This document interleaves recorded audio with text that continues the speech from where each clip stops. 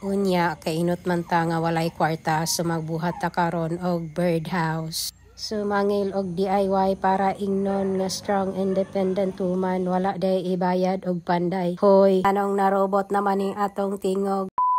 Nagpabuhat day kog cage no nga para unta sa akong mga parakeets, but when someone I know who's also an ornithophile decided niya pang hatag na niyang lovebirds kay mag-change day kuno siya birds. Happy kay tano kay kita ang napili nga winner. Hoy, winner!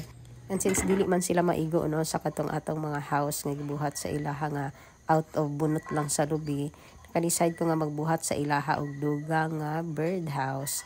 And naamang ko'y mga scrap nga plywood nga bilin sa katong gipatrabaho nako diri sa balay sa una. So ang una gyud nako nakita no kay kaning plywood nga naa siya wala na human og bangag.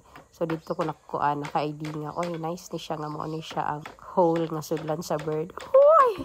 Sudlan sa bird. So mauto no dito na lang din tani sunod kung asa dapit na sila ang mga bangag. Diha na nato gisunod ang mga pattern.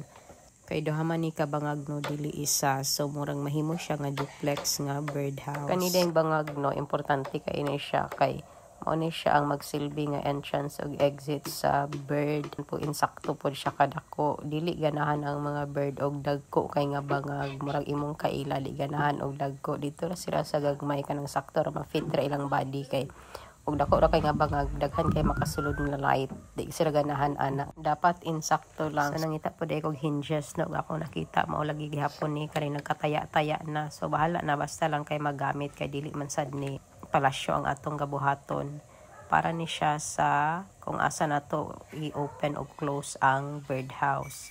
So after adto na taod ang hinges gamit po ta og drill barina para mabangagan na gyud ang mga bangag.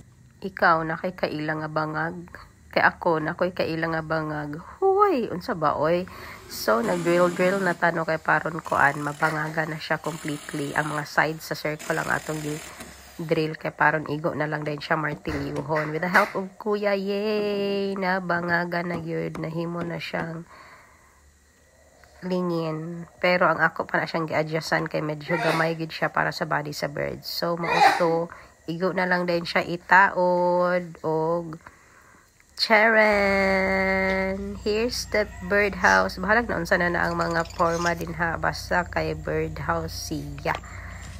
Dayon pwede na nato siya itaod para sa atong mga lovebirds nga nag-need gid kay sa ilahang birdhouse. Hopefully mahappy na ni sila nga naay birdhouse nga ibutang sa ilang cage. So maora to. Okay, bye!